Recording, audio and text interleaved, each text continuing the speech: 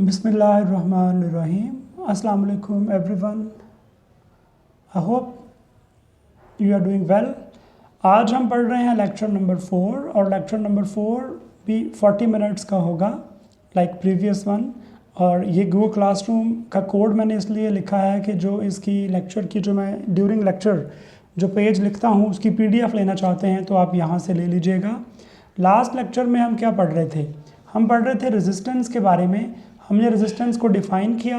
ये property of material है due to which it resists the flow of charges. इसके unit ohms हैं, ये छोटा यूनिट है। इसके बड़े यूनिट्स किलो ओहम और मेगा ओहम्स हैं। जो इलेक्ट्रिकल कंपोनेंट ये प्रॉपर्टी रखता है रेजिस्टेंस की, उसका नाम है रेजिस्टर। और रेजिस्टर इटसेल्फ जो है ये एक पैसिव एलिमेंट है, टू टर्मिनल एलिमेंट है।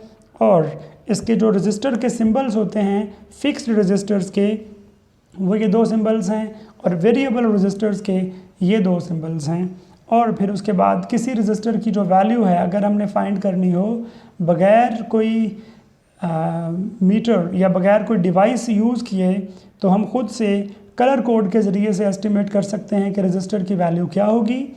और वो जो वैल्यू है उसमें जो tolerance I mean error possible है उसे हम टॉलरेंस कहते हैं। वो डिपेंड करती है, अगर फोर्थ कलर कोई नहीं है तो ±20% होगी जैसे कैलकुलेट किया था हमने।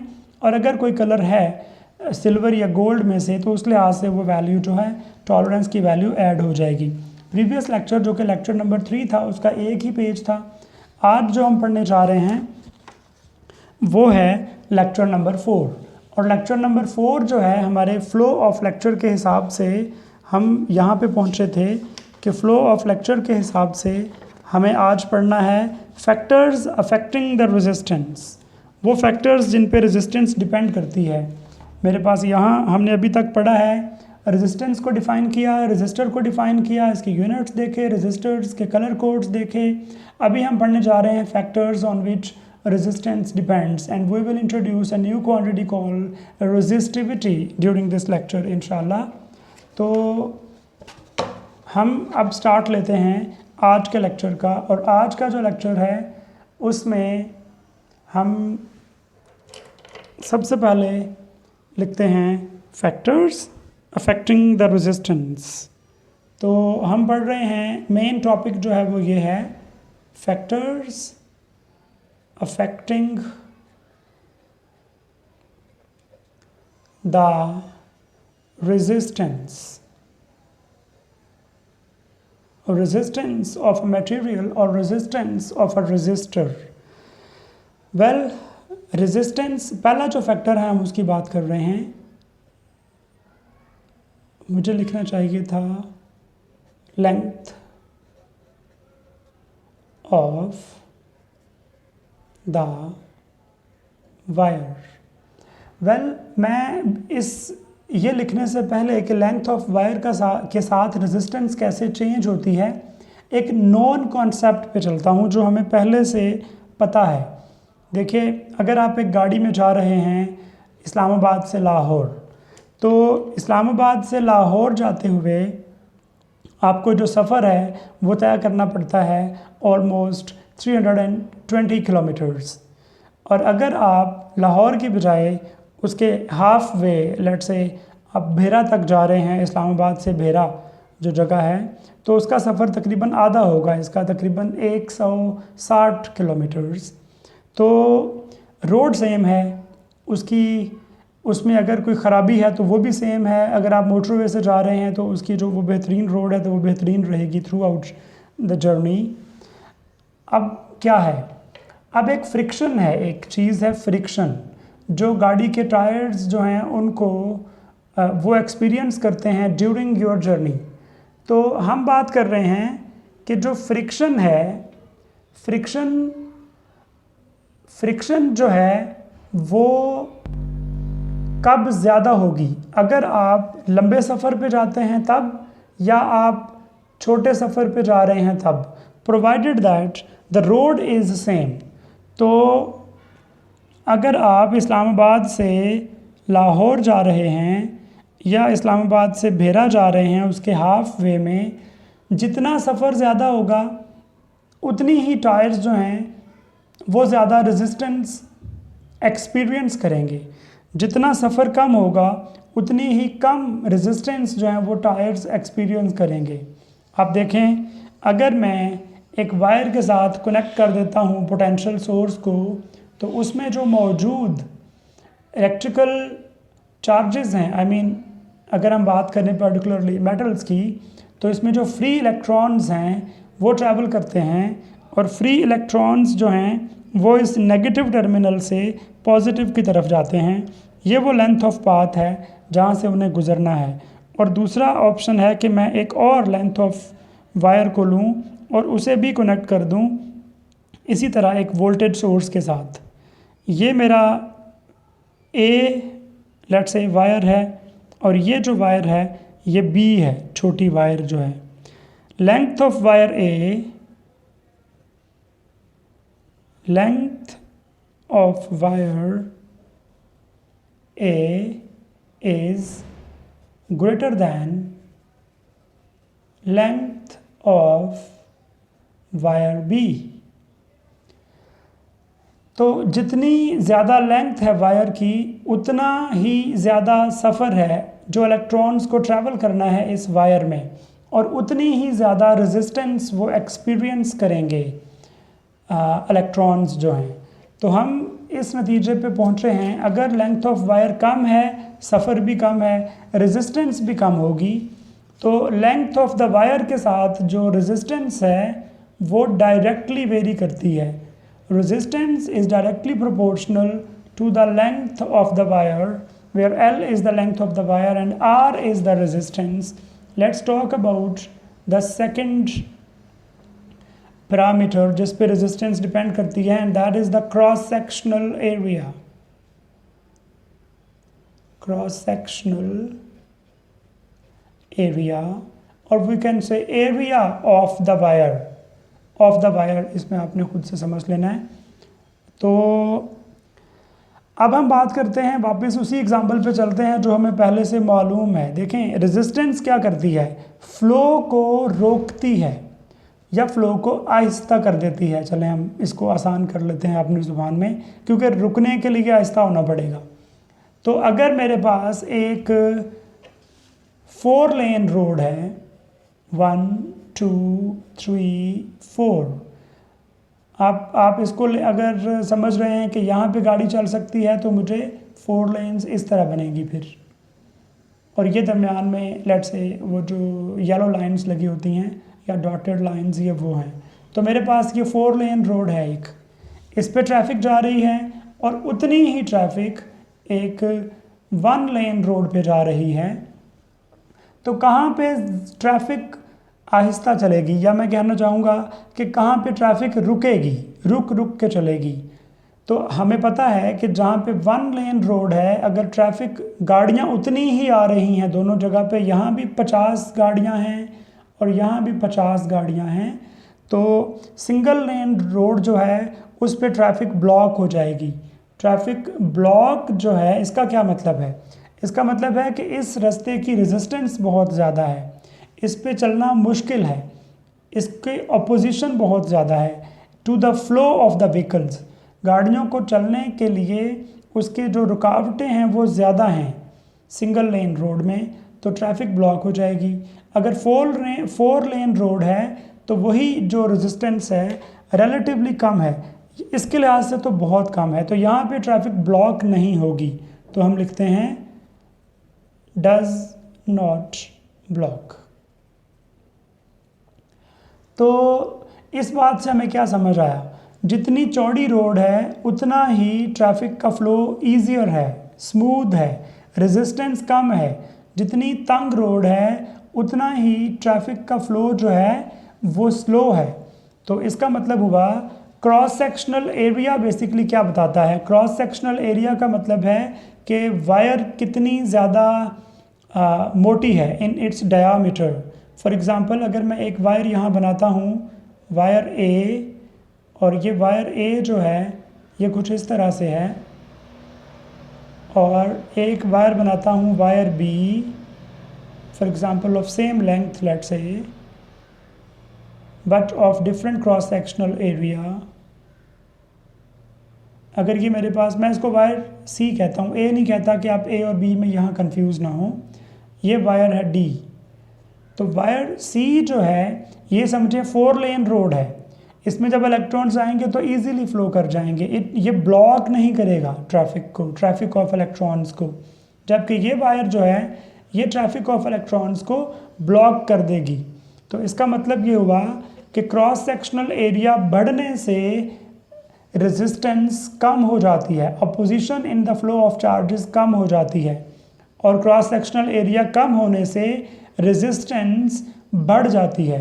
इसको हम कहते हैं कि रेजिस्टेंस जो है वो इन्वर्सली रिलेटेड है एरिया ऑफ द वायर के साथ। तो resistance is inversely proportional to the cross sectional area of the wire. इन दोनों फैक्टर्स को अगर मैं कंबाइन कर लूँ तो हम इसको लिखते हैं resistance is proportional to length over area. अब अगर हम इसे सॉल्व करें और इस टर्म को, इस प्रोपोर्शनलिटी सिंबल को ख़त्म करें तो हमारे पास क्या होता है, इसकी जगह पे दो चीज़ें आते हैं, एक इक्वल का साइन आता है और एक कांस्टेंट आता है। कांस्टेंट का सिंबल यहाँ पे है रो, इसको हम क्या पढ़ते हैं, इसको हम रो पढ़ते हैं, RHO रो। इस इक्वेशन में हमारे पास जो क्वांटिटीज़ हैं, फिजिकल क्वांटिटीज़, उनके नाम क्या हमें पता हैं। तो L is the length of the wire, A is the cross sectional area of the wire, और R is the resistance due to this wire जिसकी लेंथ L है, जिसका एरिया A है।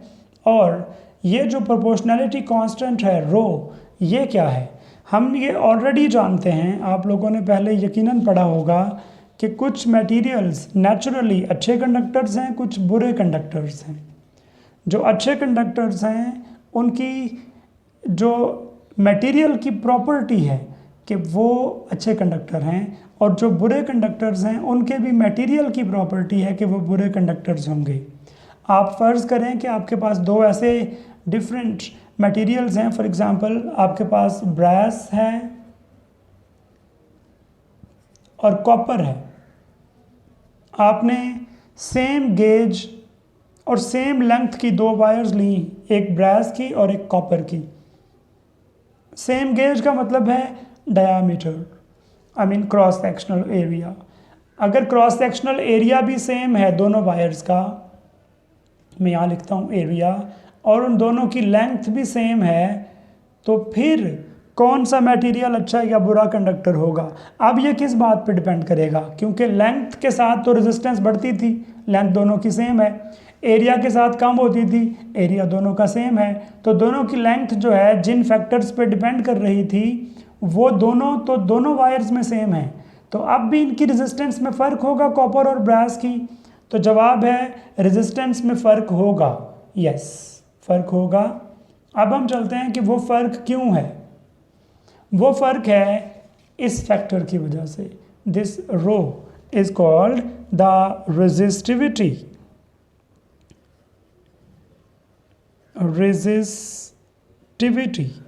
रेजिस्टिविटी क्या है? रेजिस्टिविटी सबसे पहले प्रॉपर्टी ऑफ मटेरियल है। Resistivity is the property of material.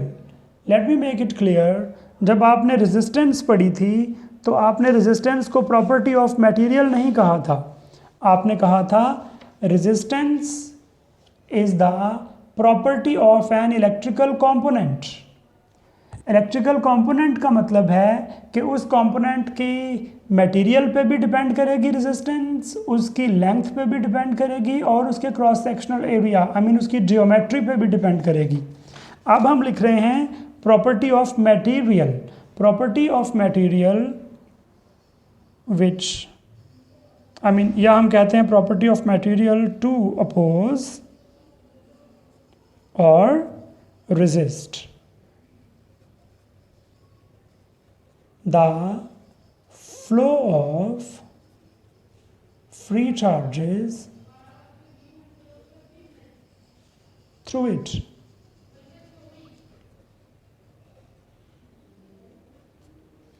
ये बहुत इंपॉर्टेंट बात है। रेजिस्टिविटी और रेजिस्टेंस दो अलग क्वांटिटीज़ हैं। इससे पहले कि हम इसको फर्दर डिस्कस करेंगे रेजिस्टिविटी को, let me tell you resistivity के यूनिट्स भी डिफरेंट हैं। तो units of resistivity, units of resistivity, resistivity के यूनिट्स क्या हैं, इस फॉर्मूला से हम निकाल सकते हैं। इस फॉर्मूला में रो को अगर हम एक साइड पे कर दें तो it will be rho is equal to R A over L. अब हम रेजिस्टिविटी के यूनिट फाइंड करना चाहते हैं, तो यूनिट्स कैसे फाइंड करेंगे? Units of resistivity, units of resistivity is equal to units of resistance, this is which is ohm, units of cross sectional area which happen to be meter square, units of length जो कि meters हैं, तो हमारे पास ohm metre जो है वो units निकलते हैं रेजिस्टिविटी के, ओहम मीटर्स। इसको हम देखेंगे, हम फर्दर इसको थोड़ा चेंज करेंगे लेटर स्टेज पे कि रेजिस्टिविटी को हम डिफ़ाइन कैसे करते हैं, उस पर डिपेंड करेगा। देखिए जो प्रॉपर्टी ऑफ मटेरियल है, अब मैं कहाँ जा रहा हूँ, by the way let me tell you one thing. हम अपना जो फ्लो ऑफ लेक्चर था उसमें नेक्स्ट पे स्विच कर जाएंगे टेम्परेचर इफ़ेक्ट, सूनर हम उस पर शिफ्ट कर जाएंगे, तो आपको थोड़ा सा साथ उसके चलना होगा। लेकिन अगर अब हम बात कर रहे थे रेजिस्टिविटी पे, तो मैं आपको बताना चाहता हूँ कि रेजिस्टिविटी और रेजिस्टेंस में जो फ़र्क हैं वो क्या हैं। हम पेज 2 पे चलते हैं और ये फ़र्क देखते हैं कि रेजिस्टिविटी और रेजिस्टेंस में क्या फ़र्क है। तो let me please go to page number 2। Page 2 असल में जो इन्फॉर्मेशन है वो सारी एक पेज पे इकट्ठी तब आती है जब मैं लिखूँगा बॉल पॉइंट के साथ, लेकिन बॉल पॉइंट के साथ जब आप लिखेंगे तो उसमें ये मसला आएगा कि वो बहुत छोटा हो जाता है। तो ये पेज 2 है, आई एम सॉरी, ये पेज 2 है इस लेक्चर का, लेक्चर नंबर 4 हम पढ़ रहे हैं, लेक्चर नंबर 4 पेज 2। तो पेज 2 पे हम जो लिखने जा रहे हैं वो क्या है, वो है comparison between the resistance and the resistivity।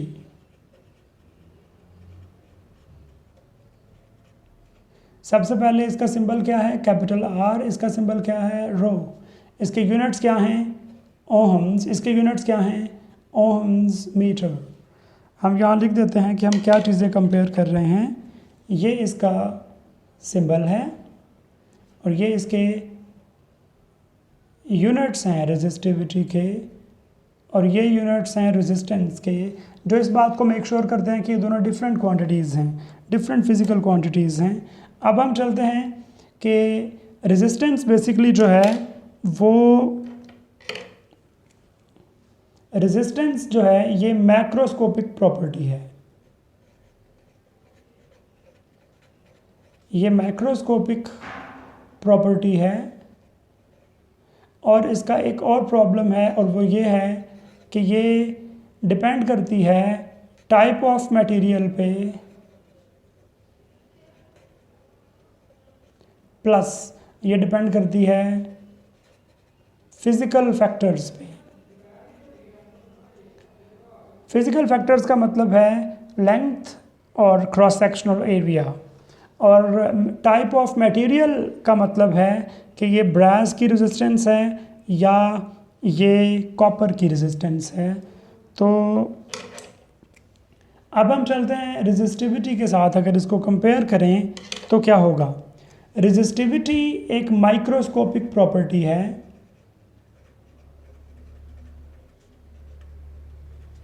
ये माइक्रोस्कोपिक प्रॉपर्टी है और ये डिपेंड करती है सिर्फ और सिर्फ टाइप या नेचर ऑफ मटेरियल पे। By the way I must have written here one more thing कि रेजिस्टेंस डिपेंड करती है टेम्परेचर पे भी,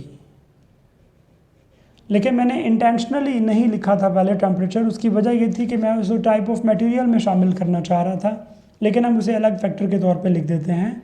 तो रेजिस्टिविटी भी डिपेंड करती है टाइप ऑफ मटेरियल पे और टेम्परेचर पे। तो बेसिकली अगर हम इसको समझें तो रेजिस्टेंस जो है उसके अंदर रेजिस्टिविटी का कॉन्सेप्ट मौजूद होता है और कुछ एडिशनल है। वो जो एडिशनल है वो फिज़िकल फैक्टर है। फिज़िकल फैक्टर्स कौन से होते हैं? फिज़िकल फैक्टर्स कौन से हैं? Length of the wire and जो उसका area, cross sectional area of the wire. ये दोनों मैक्रोस्कोपिक प्रॉपर्टीज़ हैं और ये माइक्रोस्कोपिक प्रॉपर्टी है। तो resistance I must say can make you fool. ये आपको एक गलत कॉन्सेप्ट दे सकती है। फॉर एग्ज़ाम्पल आप एक बात करना चाह रहे हैं अच्छे और बुरे कंडक्टर की, तो resistance is not a proper way to talk about a good conductor or a bad conductor, but the resistivity. Why? इसकी क्या वजह है? मैंने अभी जो बात की है वो ये है कि अगर आप ये कंपेयर करना चाह रहे हैं कि कौन सा कंडक्टर अच्छा है, हम क्वेश्चन लिख लेते हैं। हम ये क्वेश्चन लिखते हैं क्या? Which is a good conductor. मैंने ये नहीं कहा कि किन दो में से, मतलब इन जनरल अगर हम बात करना चाहते हैं कौन सा मटेरियल अच्छा कंडक्टर है, या आपके पास कोई वायर्स लेके आता है, you being a student of physics आपसे पूछता है कि मेरे पास दो मटेरियल्स हैं, इनमें से अच्छा इलेक्ट्रिकल कंडक्टर कौन सा है, तो आपको क्या करना है? वो आपको दोनों मटेरियल्स की रेजिस्टेंसेस भी बता देता है। Which is a good conductor, इसके जवाब जो है उसमें answer depends on resistivity not on the resistance.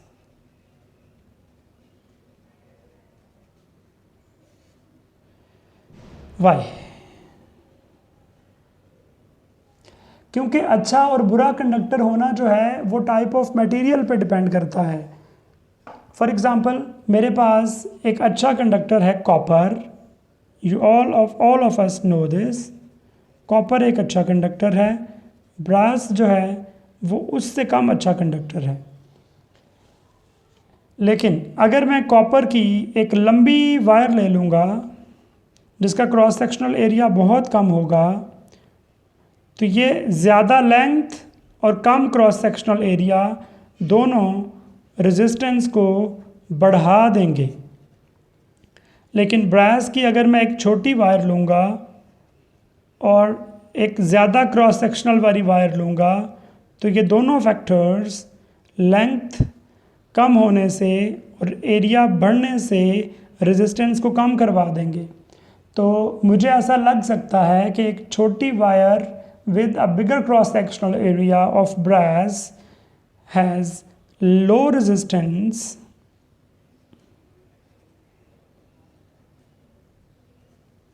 than a longer wire with a smaller cross sectional area of copper.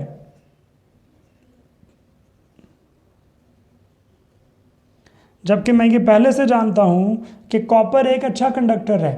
अगर कॉपर अच्छा कंडक्टर है तो फिर इसकी रेजिस्टेंस कैसे ज़्यादा हो गई? कॉपर मटेरियल जो है उसकी प्रॉपर्टी ही नहीं है रेजिस्टेंस, बल्कि रेजिस्टेंस जो है वो प्रॉपर्टी है ज़्यादातर मैक्रोस्कोपिक। मैक्रोस्कोपिक का मतलब है physical factors, length of area and resistance, I mean length of the wire and area of the wire पे। और तीसरा जो फैक्टर है वो था माइक्रोस्कोपिक, जो कि प्रॉपर्टी ऑफ मटेरियल है। जो प्रॉपर्टी ऑफ मटेरियल है वो छुप गई है इन दो फैक्टर्स के चेंज होने से, उसका इफ़ेक्ट कम नज़र आ रहा है। इन दो फैक्टर्स का इफ़ेक्ट जो है वो डोमिनेट कर गया है। हमें पता है, हमने देखा अभी इससे पहले कि जो रेजिस्टेंस है, रेजिस्टेंस का फॉर्मूला जो है वो क्या है? Resistance overall is actually equal to rho L over A. तो तो रेजिस्टेंस डिपेंड करती है लेंथ ऑफ द वायर पे, area of the cross sectional area of the wire पे और रेजिस्टिविटी पे। अब रेजिस्टिविटी जो है उसका भी इफेक्ट है। इन दोनों में रेजिस्टिविटी का फ़र्क रिलेटिवली कम है। I mean property of material का जो फ़र्क है वो कम है, हमने क्रॉस सेक्शनल एरिया और लेंथ का इफ़ेक्ट ज़्यादा ऐड कर दिया है। अगर इन तीनों फैक्टर्स में से ये थोड़ा सा चेंज हो, ये बहुत ज़्यादा चेंज हो जाएं, तो इस पे तो फ़र्क पड़ेगा रेजिस्टेंस पे। तो ये बहुत ज़्यादा चेंज होने की वजह से हमारा जो ओरिजिनल आंसर था कि copper is a good conductor, copper has low resistance and brass has high resistance, उसको ख़राब कर गया है ये दो फैक्टर्स मिलके। तो इसका मतलब है कि आप धोखा खा सकते हैं रेजिस्टेंस की मेजरमेंट से ये फैसला करने में कि कौन सा मटेरियल अच्छा कंडक्टर है। एक छोटी सी बात करके फिर आगे चलते हैं।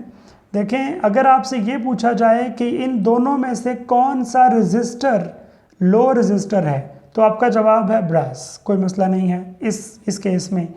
अगर आपसे पूछा जाए कि कौन सा इलेक्ट्रिकल कंपोनेंट, ये दोनों इलेक्ट्रिकल कंपोनेंट्स हैं, कौन सा इलेक्ट्रिकल कंपोनेंट अच्छा ज़्यादा हाई रेजिस्टेंस देगा, तो आप कहेंगे ये वाला resistor which is made up of copper. लेकिन प्रॉब्लम क्या है, अगर आपसे ये इलेक्ट्रिकल कंपोनेंट का सवाल ना किया जाए बल्कि ये किया जाए कि कौन सा मटेरियल, कॉपर या ब्रास, कौन सा मटेरियल अच्छा कंडक्टर है, तो आपका जवाब सिर्फ प्रॉपर्टी ऑफ मटेरियल पे डिपेंड करना चाहिए। तो आपका जवाब रेजिस्टेंस पे डिपेंड नहीं कर सकता, बल्कि आपका जवाब रेजिस्टिविटी पे डिपेंड करना चाहिए।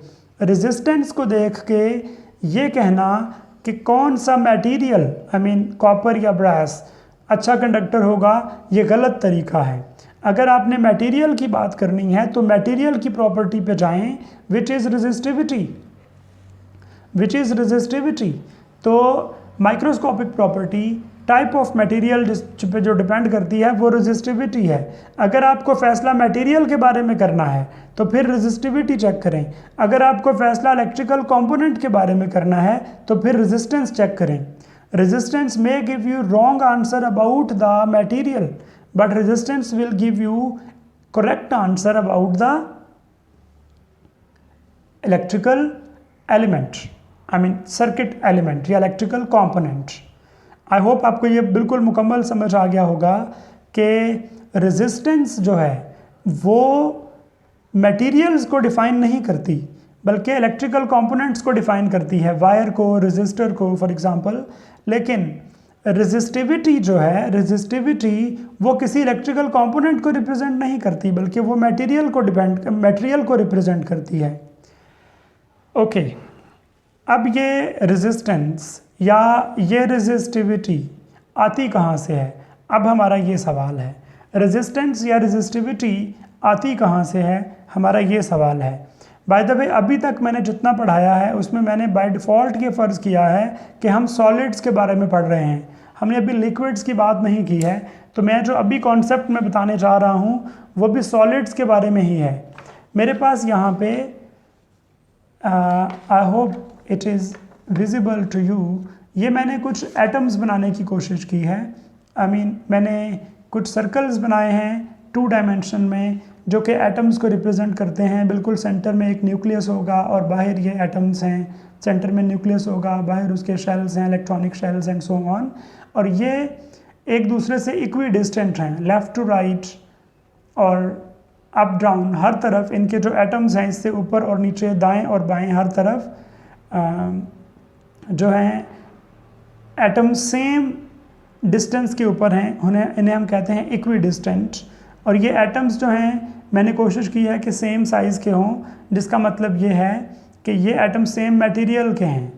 तो एक क्रिस्टल लैटिस मैंने बनाई है 2 डायमेंशन में। 3 डायमेंशनल क्रिस्टल लैटिस नहीं है, ये 2 डायमेंशनल है। 2 डायमेंशनल में हमारे इधर भी और इधर भी डिफरेंट एटम्स हैं, हर रो में और हर कॉलम में, और उनका साइज़ आपस में यूनिफॉर्म है और वो एक दूसरे से सेम डिस्टेंस पे हैं।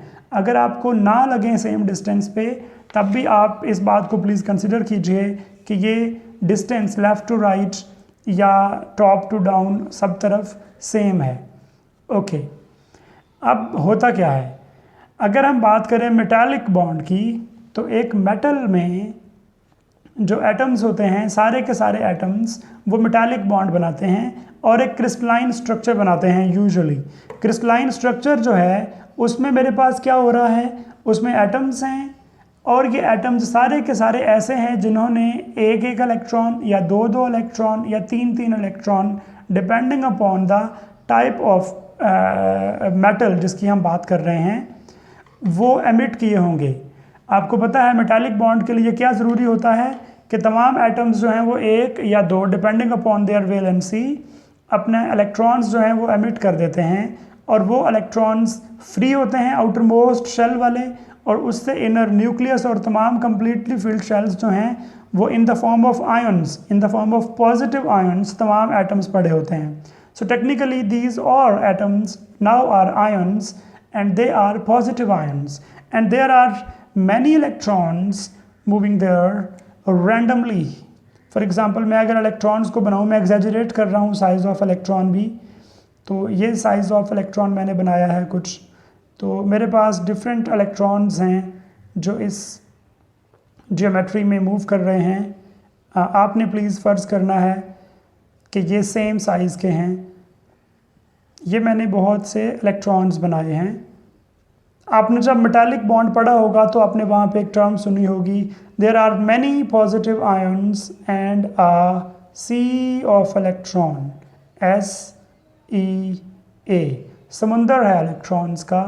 और ये समंदर ऑफ इलेक्ट्रॉन जो है ये क्या कर रहा है, इलेक्ट्रॉन्स का जो समंदर है ये रैंडम मोशन में है, absolutely random motion. For example अगर ये इलेक्ट्रॉन लेफ्ट वर्ड्स आ रहा है तो ये शायद राइट वर्ड्स आ रहा होगा, या ये आई मीन सॉरी डायरेक्शन मैंने गलत थोड़ी बनाई है, अगर ये राइट वर्ड्स आ रहा है तो ये लेफ्ट वर्ड्स आ रहा होगा, शायद अप वर्ड्स आ रहा हो या डाउन वर्ड्स आ रहा हो, या 3D मोशन में है एक्चुअली ये, तो ये इधर I mean upside out of the paper या इनटू द पेपर भी जा सकते हैं। तो ये तमाम इलेक्ट्रॉन्स रैंडम मोशन में है और ये तमाम एटम्स जो हैं ये फिक्स्ड हैं अपनी जगह पे बिकॉज ऑफ क्रिस्टलाइन स्ट्रक्चर। हम बात कर रहे हैं मेटालिक स्ट्रक्चर की, मेटालिक बॉन्ड की। तो मेटालिक बॉन्ड में हमारे पास हैं बहुत से फिक्स्ड पोजीशन पे एटम्स और बहुत से इलेक्ट्रॉन्स जो कि रैंडम मोशन में हैं। अब क्या होता है, अगर मैं इन इलेक्ट्रॉन्स के बाहर एक पोटेंशियल डिफरेंस अप्लाई कर दूं, आई मीन इस मेटल के बाहर ये जो पूरा एक क्रिस्टलाइन स्ट्रक्चर है इसको मैं एक बॉक्स में बंद करूं, ये बॉक्स एक वायर है बेसिकली, और ये वायर जो है इसको मैं बाहर से पोटेंशियल डिफरेंस अप्लाई कर दूं तो क्या होगा, हम ये देखना चाह रहे हैं। पोटेंशियल डिफरेंस अप्लाई करने से electrons being attracted by positive terminal of the battery and repelled by the negative terminal of the battery, जो इलेक्ट्रॉन्स हैं वो सारे के सारे मूव करेंगे from right to left, right to left move करेंगे। जब ये मूव कर रहे हैं तो ये इलेक्ट्रॉन्स रास्ते में कोलिजन्स करेंगे उन एटम्स के साथ, पॉजिटिव आयंस के साथ आई मस्ट से, जो कि अपनी पोजीशन पे फिक्स्ड हैं। उससे क्या होगा, इस कोलिजन के नतीजे में इलेक्ट्रॉन्स जो हैं वो अपनी कुछ energy, part of their energy transfer कर देंगे इन टारगेट पॉजिटिव चार्जेस को। फॉर एग्जांपल अगर मेरे पास ये जो इलेक्ट्रॉन है ये इधर जा रहा है, इसके रास्ते में कोई एटम नहीं आया, लेकिन ये जो इलेक्ट्रॉन है ये जब इधर जाएगा तो इसकी यहाँ कोलिजन होगी, इसका पाथ चेंज होगा, पाथ चेंज होकर यहाँ भी कोलिजन हो सकती है, फिर पाथ चेंज होगा, यहाँ कोलिजन होगी, फिर पाथ चेंज होगा, यहाँ कोलिजन होगी, और फिर ये इस तरह जा रहा होगा। तमाम इलेक्ट्रॉन्स को एक डायरेक्शन मिल गई है और ये मूव कर रहे हैं from right to left. For example ये इलेक्ट्रॉन है, ये सीधा जा रहा है, इसके रास्ते में कोई एटम नहीं आ रहा, लेकिन इसके रास्ते में एक एटम आया है तो इसका पाथ चेंज हो जाएगा, इसका पाथ भी चेंज हो जाएगा, प्रॉबेबली इधर, फिर इधर, इसी तरह से ये इधर जा रहा होगा। तो इलेक्ट्रॉन्स जो हैं while going from right to left may have collisions with many atoms on their path. कुछ इलेक्ट्रॉन्स ऐसे होंगे जिनकी कोलिजन्स नहीं होंगी, कुछ इलेक्ट्रॉन्स ऐसे होंगे जिनकी कोलिजन्स होंगी। मैंने उसमें से कुछ बना दिए हैं, और जो इलेक्ट्रॉन्स कोलाइड करते हुए जा रहे हैं वो हर सक्सेसिव कोलिजन में कुछ एनर्जी इस यहाँ पड़े हुए मटेरियल जो वायर है, यहाँ पड़े हुए पॉजिटिव आयंस को ट्रांसफ़र कर देते हैं। जब ये एनर्जी पॉजिटिव आयंस को मिलती है तो क्या होता है, ये हम बाद में देखते हैं, लेकिन सबसे पहले हम देख रहे हैं कि इलेक्ट्रॉन जब राइट टू लेफ्ट जाना चाहते हैं तो उनके रास्ते में पॉजिटिव आयन्स पड़े हुए हैं। ये पॉजिटिव आयन्स कोलिजन्स करते हैं। ये कोलिजन जो है ये रेजिस्टेंस को जन्म देती है। Resistance which is the opposition in the flow of charges. तो इलेक्ट्रॉन्स जो हैं उनके रास्ते में ऑपोजिशन आती है। जब ऑपोजिशन आती है तो इनकी स्पीड जो है वो स्लो हो जाती है। इसी ऑपोजिशन को हम कह रहे हैं रेजिस्टेंस। तो ये जो रेजिस्टेंस है ये प्रॉपर्टी है इन एटम्स की कि ये कितनी रेजिस्टेंस देंगे। फॉर एग्जांपल ये साइज ऑफ एटम पे डिपेंड करेगा, नेचर ऑफ बॉन्डिंग पे डिपेंड करेगा, नंबर ऑफ फ्री इलेक्ट्रॉन्स जो अवेलेबल हैं उतनी ही ज़्यादा कोलिजन्स पॉसिबल हैं, तो उस पर डिपेंड करेगा। तो ये माइक्रोस्कोपिक प्रॉपर्टी है, मटेरियल की प्रॉपर्टी है कि कोलिजन्स कितनी होंगी। सिर्फ इस पर डिपेंड नहीं करता बल्कि ये एक और चीज़ पर डिपेंड करता है, उसको हम देखना चाहते हैं, और वो है टेम्परेचर। टेम्परेचर पे भी डिपेंड करता है। तो अभी हम जो बात कर रहे हैं हम अज़ान सुन लेते हैं, उसके बाद मैं इसको रिज्यूम करता हूँ।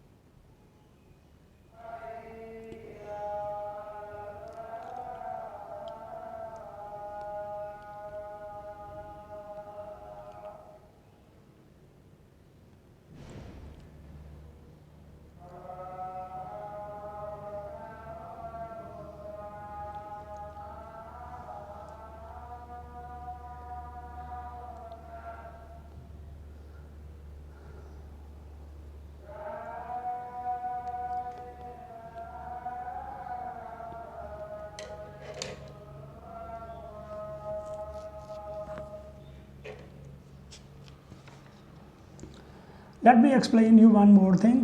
ये जो हम स्ट्रक्चर एटम्स का बनाते हैं फिक्स पोजिशंस वाला, ये बहुत लो टेम्परेचर पे, आई मीन 0 केल्विन पे मुमकिन होता है, लेकिन आमतौर पे जो हमारा वास्ता पड़ता है वो रूम टेम्परेचर के साथ है। Room temperature is about 300 Kelvin's. तो इसका मतलब है कि ऑलरेडी ये जो स्ट्रक्चर है जैसा हम आइडियली समझ रहे होते हैं, रियल में ऐसा स्ट्रक्चर मुमकिन नहीं है, इसलिए कि टेम्परेचर 0 केल्विन नहीं होता, टेम्परेचर बहुत हायर होता है। तो मैं ये बात कर रहा था, असल में 300 केल्विन पे एटम इस तरह अपनी जगह पे फिक्स नहीं रहता, बल्कि ये वाइब्रेट करता है डाउन, अप, लेफ़्ट, राइट और 3 डायमेंशन में एक्चुअली। तो मैंने इसको 2D स्ट्रक्चर बनाया है, तो एटम हमारा जो है वो हमेशा यहाँ पे नहीं होगा जहाँ पे ये सर्कल था, बल्कि ये क्या करेगा, थोड़ा सा नीचे इस सर्कल तक आ सकता है। कैसे आएगा? बेसिकली ये डाउनवर्ड्स वाइब्रेट कर रहा है, तो इधर आ रहा है और इसी तरह ऊपर भी जा रहा है, ये ऊपर भी जा रहा होगा, इसी तरह ये लेफ़्ट और राइट भी जा रहा होगा। मैंने ये एक एटम बनाया है जो ओरिजिनली इस साइज़ का होना चाहिए था, लेकिन ये अपवर्ड्स, डाउनवर्ड्स, लेफ्टवर्ड्स और राइटवर्ड्स और सिंपली 3 डायमेंशन में, क्योंकि ये स्फेरिकल है तो एट द सेम टाइम ये हर तरफ वाइब्रेशंस कर रहा होगा। इन वाइब्रेशंस की वजह से, ये वाइब्रेशंस कहाँ से आती हैं? They are because of thermal energy. Thermal energy mean heat. Heat कहाँ से आ रही है? Because we are dealing are materials at room temperature, not on 0 kelvin. तो ये जो 0 से 300 केल्विन का हीट एनर्जी है ये इन एटम्स को मिलती है, और इन एटम्स में ये एनर्जी जो है इनको ज़ोर ज़ोर से वाइब्रेट करवा रही है। अगर तो ये इलेक्ट्रॉन जो पहले अनकोलाइडेड हमें लग रहा था जाएगा, बेसिकली वो भी कोलिजन करके जाएगा, क्योंकि ये एटम यहाँ तक इसका, अगर ये मेरे पास इलेक्ट्रॉन है बेसिकली यहाँ से गुजर रहा है, तो ये atom up down left right vibrate कर रहा होगा। सिमिलरली ये भी, तो तमाम पॉजिटिव आयंस या एटम्स जो हैं मेटालिक बॉन्ड के, we should say positive ions actually, वो वाइब्रेट कर रहे हैं और इलेक्ट्रॉन्स उनसे कोलिजन्स कर रहे हैं। ये वाला इलेक्ट्रॉन जो पहले तकरीबन सेंटर में से गुजर रहा है, किसी एटम से कोलाइड नहीं कर रहा। फ़र्ज़ करें कि यहाँ पे टोटल मेरे पास 1000 इलेक्ट्रॉन्स हैं, और ये 1000 इलेक्ट्रॉन्स जो हैं उसमें से 400 इलेक्ट्रॉन कोलिजन्स कर रहे हैं, बाकी 600 इलेक्ट्रॉन इस तरह अनकोलाइडेड जा रहे हैं। जब 400 इलेक्ट्रॉन कोलिजन्स करेंगे तो वो भी एनर्जी देंगे, इससे temperature of the material very कर जाएगा। जब temperature of the material very करेगा तो उनके एटम्स की वाइब्रेशन का एरिया बढ़ जाएगा। जब वो बढ़ेगा, फॉर एग्जांपल ये इलेक्ट्रॉन जो पहले अनकोलाइडेड जा रहा था, जब एटम वाइब्रेट करना शुरू करेगा और ज़्यादा एम्पलीट्यूड के साथ, तो ये क्या करेगा, ये उस इलेक्ट्रॉन के रास्ते में भी आएगा जो पहले अनकोलाइडेड जा रहा था। आई hope you can see this kind of simulation with my finger, कि ये क्या कर रहा है, हर तरफ एटम को वाइब्रेट करवा रहा है। तो इसकी वजह से क्या होगा, वो तमाम इलेक्ट्रॉन्स जो पहले अनकोलाइडेड जा रहे थे, पहले एटम यहाँ तक जा रहा था, जैसे जैसे इसको एनर्जी मिलेगी बिकॉज ऑफ कोलिजन्स, इसका वाइब्रेशन का एम्पलीट्यूड बढ़ जाएगा। उस एम्पलीट्यूड के बढ़ने से वो इलेक्ट्रॉन्स भी रेजिस्टेंस फील करेंगे जो पहले नहीं कर रहे थे। और अगर मैं टेम्परेचर को किसी तरीके से लो कर दूं, वेरी लो कर दूं, तो फिर क्या होगा, ये वाइब्रेशंस सीज हो जाएंगे, ये वाइब्रेशंस और कम एम्पलीट्यूड के साथ होंगी। फॉर एग्जांपल ये वाइब्रेशंस बहुत कम होंगी। इस कम वाइब्रेशंस की वजह से ये जो इलेक्ट्रॉन है ये कभी कोलाइड नहीं करेगा, सीधा गुजर जाएगा। तो इसका मतलब है जो एटम्स वाइब्रेट करते हैं या एटम्स इलेक्ट्रॉन्स के फ्लो के रास्ते में आते हैं, उस वजह से जो मटेरियल है वो इलेक्ट्रॉन्स के फ्लो को अपोज करता है, जिसे हम रेजिस्टेंस कहते हैं। और ये रेजिस्टेंस जो है टेम्परेचर पे डिपेंडेंट है। पहली बात तो थी कि ये काइंड ऑफ बॉन्डिंग पे डिपेंडेंट है, ये सही है। दूसरी बात ये है कि ये टेम्परेचर पे डिपेंडेंट है। तो टेम्परेचर बढ़ने के साथ, मेटल्स की बात हम कर रहे हैं, मेटल्स में टेम्परेचर बढ़ने के साथ area of amplitude of vibration बढ़ जाता है, जिसकी वजह से एटम्स जो हैं वो इलेक्ट्रॉन जो पहले कोलाइड नहीं कर रहे थे वो भी कर रहे होते हैं। तो मैं बता रहा हूँ आपको इफ़ेक्ट ऑफ टेम्परेचर। तो अब इफ़ेक्ट ऑफ टेम्परेचर के साथ हम एरिया और लेंथ पे उसका इफ़ेक्ट नहीं देख रहे, बल्कि हम देख रहे हैं effect on the property of material. तो रेजिस्टिविटी जो है, resistivity it is the property of material, but it depends on temperature। आप अपनी किसी भी बुक में, किसी भी लिटरेचर की बुक में कहीं भी आप पढ़ें इसको, रेजिस्टेंस के, रेजिस्टिविटी के कॉन्सेप्ट को, तो रेजिस्टिविटी की वैल्यूज़ लिखी होती हैं मटेरियल के लिहाज से। फॉर एग्जांपल कॉपर की अपनी रेजिस्टिविटी है, ब्रास की अपनी है, स्टील की अपनी है, गोल्ड की अपनी है, आयरन की अपनी है। जो तमाम मटेरियल्स की रेजिस्टिविटीज़ हैं, अगर आप यहाँ पे देखें मटेरियल नेम, यहाँ पे देखें वैल्यू ऑफ रेजिस्टिविटी, तो सबसे ऊपर लिखा होगा रेजिस्टिविटी इन ओहम मीटर्स, जो कि उसके यूनिट्स हैं रेजिस्टिविटी के, लेकिन साथ लिखा होगा एट 20 सेल्सियस और एट 50 डिग्री सेल्सियस और एट 0 डिग्री सेल्सियस। मेरे कहने का मतलब ये है कि जो प्रॉपर्टी ऑफ मटेरियल है रेजिस्टिविटी, के एटम्स जो हैं वो कितना ज़्यादा इलेक्ट्रॉन्स को रोकते हैं उसके फ्लो को, वो डिपेंड करती है टेम्परेचर पे। और जो प्रॉपर्टी ऑफ मटेरियल का दूसरा पार्ट है वो है कि ये कितने फ्री इलेक्ट्रॉन्स होंगे किसी मटेरियल में, इस पर भी डिपेंड करेगी, जाहिर है। तो वो है ब्रास और कॉपर का फ़र्क। फिर उसका टेम्परेचर के साथ एटम्स जो हैं वो कितनी ज़ोर से वाइब्रेट कर सकते हैं, वो टाइप ऑफ स्ट्रॉन्ग और weak within metallic bond, जो कुछ स्ट्रॉन्गर और वीकर बॉन्ड्स होंगे, उस पर डिपेंड करेगा इफेक्ट ऑफ टेम्परेचर। तो resistivity which is property of material it depends on temperature as well. बाकी इंशाल्लाह डिस्कशन हम नेक्स्ट वीडियो में करेंगे। Thank you very much. I hope this is not yet divided to the next video. तो मैं आपको जो मेरे पास कुछ सेकेंड्स बचे हैं उसमें इसका I am sorry quick review भी नहीं दे सका because I had to finish up with this concept of resistivity और टेम्परेचर का इफ़ेक्ट। इंशाल्लाह नेक्स्ट वीडियो में हम यहीं से रिज्यूम करेंगे, एक क्विक रिव्यू करके फिर हम इस कॉन्सेप्ट को मुकम्मल करेंगे। Thank you very much.